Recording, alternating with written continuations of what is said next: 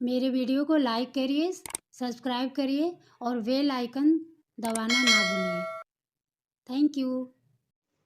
नमस्कार दोस्तों, नमो भगवते वासुदेवाय। अगहन गुरुवार व्रत कथा विधि और नियम। इस पूजा को करने के लिए किसी ब्राह्मण पुरोहित की आवश्यकता नहीं होती। हर कोई अपनी भक्ति और श्रद्धा से पूजा कर सकता है। एक दिन पूर्व घर को साफ सुथरा कर लेना है, गीले कपड़े से पोंछ ले। इसके बाद एक ऊंचे पीढ़े या चौकी पर छोटे से मेज पर बीच में गेहूं या चावल रखकर एक साफ सुथरे तांबे या पीतल के लोटे को पानी से भरकर चावल या गेहूं पर रखें। पानी में सुपारी, कुछ पैसे और दुर्वा घास डालें। ऊपर से लोटे में चारों तरफ से 5 तरह के पेड़ के 5 या 7 पत्ते डालकर बीचों बीच एक नारियल रखें। उस नारियल पर देवी का एक फोटो या प्रतिमा चिपका दें, बांध दें और लोटे पर हल्दी कुमकुम लगाएं और साथ ही उस लोटे के गले में लोटे के हिसाब से लहंगा बांध दें या कोई कपड़ा हो उसे चुन्नट करके बांध दें और नारियल के ऊपर एक छोटी चुनरी भी चढ़ा दें। साथ ही देवी की प्रतिमा या फोटो को पूर्व दिशा में मुंह करके या उत्तर दिशा में मुंह करके स्थापना करनी चाहिए। इस व्रत कथा की पुस्तक में जो फोटो है उसे भी सामने रखकर तथा पूजा आरंभ करना चाहिए। उसके बाद किसी भी पूजा को आरंभ करने से बाद हमें पवित्रता करना चाहिए, अपने आप को और शुद्ध करना चाहिए, आचमन करना चाहिए। ओम केशवाय नमः, ओम नारायणाय नमः, ओम माधवाय नमः, इन 3 मंत्रों को पढ़कर हमें आचमन करना चाहिए और गोविंदाय नमः करके हाथ को साफ कर लें। देवी को फूलों से जल की छींटा देते हुए स्नान कराएं और हल्दी कुमकुम लगाएं, पुष्पहार अर्पित करें, धूप दीप जलाएं। फिर इसके बाद भोग लगाकर महालक्ष्मी व्रत के महात्म्य का पाठ करें। शुरू में महालक्ष्मी नमः अष्टक का पाठ करें, फिर देवी को प्रणाम कर कथा का पाठ शुरू करें। रात को फिर देवी की पूजा करें, मिष्ठान का भोग लगाएं तथा गौ माता के लिए भी अन्न निकालें। दूसरे दिन सुबह स्नान कर पेड़ के पत्ते हैं निकले घर के अलग अलग स्थानों पे आपको रख देना चाहिए। जल का जो लोटे का जो जल है कलश का वो तुलसी के क्यारी में डाल दें, अपने घर में थोड़ा बहुत छिड़क दें। हल्दी और जिस चौकी को हटाने के बाद उस जगह पर हल्दी और कुमकुम का 3 बार छींटा देकर हमें उस जगह को प्रणाम कर लेना चाहिए। इसी प्रकार महीने के हर गुरुवार को मार्गशीर्ष अगहन मास के 4 गुरुवार हो तो चारों और 5 हो तो पांचों की इसी प्रकार पूजन करें। पद्म पुराण में कहा गया है कि जो कोई भक्त हर वर्ष श्री महालक्ष्मी जी का व्रत यह करेगा उसे सुख संपदा और धन लाभ होगा। महालक्ष्मी का चालीसा पढ़ें, मंत्र पढ़ें, लक्ष्मी श्री युक्त का पाठ करें, कनक धारा अगर हो तो पाठ करें उसका। श्री अगहन बृहस्पति व्रत कथा। श्री महालक्ष्मी जी की व्रत कथा के श्रवण और पठन से दुख दरिद्रता दूर हो जाता है। श्री महालक्ष्मी माता की कृपा से सुख संपत्ति ऐश्वर्य प्राप्त होता है। मन की जो भी इच्छा हो, जो कामना हो, वो माता के सामने बोले, वो सारी मनोकामना आपके महालक्ष्मी पूरा करती हैं। श्री महालक्ष्मी माता के अनेक रूप हैं, अनेक नाम है। भूतल में छाया, शक्ति में तृष्णा, शांति, जाति, लज्जा, श्रद्धा, कांति, वृत्ति, स्मृति, दया, तुष्टि, माता, अधिष्ठात्री अवय लक्ष्मी के रूप में स्थित है। उन्हें प्रणाम करते हैं। कैलाश पर्वत पर पार्वती, श्री सागर में सिंधु कन्या, स्वर्गलोक में महालक्ष्मी, भूलोक में लक्ष्मी, ब्रह्मलोक में सावित्री, ग्वालों में राधिका, वृंदावन में राजेश्वरी, चंदन वन में चंद्रा, चंपक वन में गिरजा, पद वन में पदा, मालती वन में मालती, कुंदन वन में कुंददती, केतकी वन में सुशीला, कंदम वन में कंदम माला, राजप्रसाद में राजलक्ष्मी और घर घर में गृहलक्ष्मी इन विभिन्न नामों से पहचानी जाती हैं। इस तरह सर्वदा चारों ओर सर्वभूत में सुपरिचित माता श्री महालक्ष्मी की यह कथा है। अब हम इसका श्रवण पठन करेंगे। भारतवर्ष के सौराष्ट्र देश में द्वापर युग की यह कहानी हुई है। सौराष्ट्र में उस समय भद्रश्वा नाम का राजा थे। वे बड़े पराक्रमी राजा थे। 4 वेद, 6 शास्त्र, 18 पुराणों का उन्हें ज्ञान था। उनकी रानी का नाम सूरज चंद्रिका था। रानी देखने में सुंदर और सुलक्षण थी तथा पतिव्रता थी। उन दोनों को 7 पुत्र तथा उसके बाद एक कन्या का वरदान मिला था। कन्या का नाम सांबाला था। एक बार महालक्ष्मी जी के मन में आया कि जाकर उस राजा के राजप्रसाद में रहें, इससे राजा को दुगनी धन दौलत की प्राप्ति होगी और इस धन दौलत से अपनी प्रजा को और सुख दे पाएगा। गरीब के घर अगर रहें और उसे धन दौलत प्राप्त हो तो वह स्वार्थी की तरह केवल अपने ही ऊपर खर्च करेगा। यह सोचकर श्री महालक्ष्मी जी ने बूढ़ी ब्राह्मण स्त्री का रूप धारण किया। हाथ में लाठी लिए लाठी के सहारे रानी के द्वार तक पहुंची। यद्यपि उन्होंने बूढ़ी औरत का रूप धारण किया था, पर उसके चेहरे पर देवी का तेज था। उन्हें देखते ही एक दासी सामने आई। उसने इनका नाम, धाम, काम, धर्म पूछ डाला। वृद्ध ब्राह्मणी का रूप धारित माता लक्ष्मी ने कहा, बालिके, मेरा नाम कमला है। मेरे पति का नाम भुवनेश है। हम द्वारिका में रहते हैं। तुम्हारी रानी पिछले जन्म में एक वैश्य की पत्नी थी। वह वैश्य गरीब था।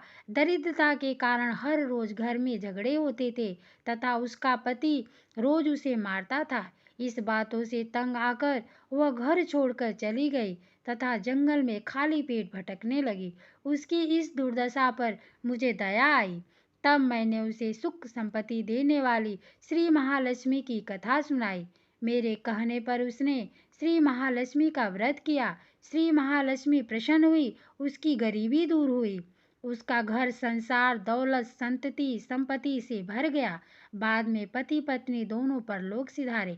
लक्ष्मी व्रत करने के कारण वह लक्ष्मी लोक में रहे। उन्होंने जितने साल महालक्ष्मी का व्रत किया उतने 1000 साल उन्हें सुख भोग मिला। इस जन्म में उसका जन्म राजघराने में हुआ है, परंतु वह श्री महालक्ष्मी का व्रत करना भूल गई है। उसे यह याद दिलाने में आई हूँ। बुढ़िया की बातें सुनकर दासी ने उन्हें प्रणाम किया तथा श्री महालक्ष्मी का व्रत किस तरह किया जाए इस बारे में पूछा। बुढ़िया रूप धारण किए हुए श्री महालक्ष्मी माता ने दासी को पूजा की विधि तथा महिमा बताई। इसके बाद वह दासी माता को प्रणाम कर रानी को बताने अंदर चली गई। राज वैभव में रहते हुए रानी को अपने ऐश्वर्य का बहुत घमंड हुआ था।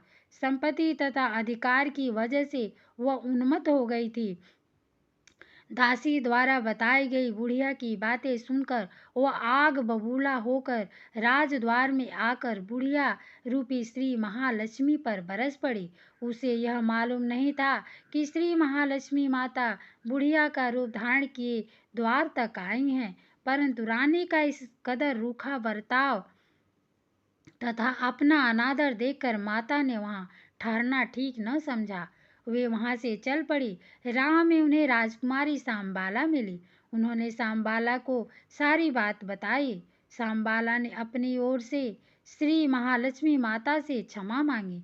माता को उस पर दया आई। उन्होंने सांबाला को श्री महालक्ष्मी व्रत के बारे में बताया। उस दिन अघन मार्गशीर्ष माह का पहला गुरुवार था। सांबाला ने परम श्रद्धा से श्री महालक्ष्मी का व्रत रखा। फलस्वरूप राजा सिद्धेश्वर के सुपुत्र मालाधर से उसका विवाह हुआ। वह धन दौलत ऐश्वर्य वैभव से मालामाल हो गई। पति के साथ ससुराल में आनंद से दिन बिताने लगी। इधर श्री महालक्ष्मी का रानी पर प्रकोप हुआ। फलस्वरूप राजा भद्रश्वा का वह राज कारोबार नष्ट हो गया। यहाँ तक ही खाने के लाले पड़ गए। ऐसी हालात में एक दिन रानी ने राजा से निवेदन किया कि हमारा दामाद इतना बड़ा राजा है, धनवान है, ऐश्वर्यशाली है, क्यों न उसके पास जाएं, अपना हाल उसे बताएं, वह जरूर हमारी मदद करेगा। इस बात पर राजा भद्रश्वा दामाद के पास रवाना हुए। राज्य में पहुंचकर एक तालाब के किनारे थोड़ी देर विश्राम लेने के लिए ठहरे। तालाब से पानी लेने आते जाते दासियों ने उन्हें देखा। उन्होंने विनम्रता से उनकी पूछताछ की। जब उन्हें यह मालूम हुआ कि वे रानी सांबाला के पिता हैं, तो दौड़ते हुए जाकर उन्होंने रानी को सारी बात बताई। रानी ने दासी के हाथ राज परिधान भेजकर बड़े ठाठ से उनका स्वागत तथा आदर सत्कार किया, खान पान करवाया। जब वे लौटने लगे तो सोने की मोहर से भरा घड़ा दिया। राजा भद्रशिवा जब वापस लौटे तो उन्हें देखकर रानी सूरज चंद्रिका खुश हुई। उन्होंने सोने की मोहर से भरे घड़े का मुंह खोल दिया, पर हाय भगवान, घड़े में धन के बदले कोयले मिले। यह सब श्री महालक्ष्मी के प्रकोप से हुआ। इस प्रकार दुर्दशा में और कई दिन बीत गए। इस बार रानी स्वयं अपनी कन्या के पास गई। वह दिन अगहन माह का अंतिम गुरुवार था। सांबाला ने श्री महालक्ष्मी का व्रत किया, पूजा की, अपनी माता से भी व्रत करवाया। इसके बाद रानी अपने घर आई। श्री महालक्ष्मी का व्रत रखने पर उसे फिर से अपना राजपाट, धन दौलत, ऐश्वर्य प्राप्त हुआ। वह फिर से सुख शांति आनंदमय जीवन बिताने लगी। कुछ दिनों बाद राजकन्या सांबाला अपने पिता के घर आई। उसे अपने घर देखकर सूरज चंद्रिका को पुरानी बातें याद आई। यह कि सांबाला ने अपने पिता को घड़ा भर कोयला दिया था और उसे तो कुछ भी नहीं दिया था। इसी कारण सांबाला को पिता के घर आने पर उसका कोई आदर आतिथ्य नहीं हुआ, बल्कि अनादर हुआ। पर उसने इस बात का बुरा नहीं माना। अपने घर लौटते समय उसने पिता के घर से थोड़ा नमक ले लिया। अपने घर लौटने पर उसके पति ने पूछा, आपने मायके से क्या लाए हो? इस पर उसने जवाब दिया, वहाँ का सार लाई हूँ। पति ने पूछा, इसका मतलब क्या हुआ? सांबाला ने कहा, थोड़ा धीरज रखें, सब मालूम हो जाएगा।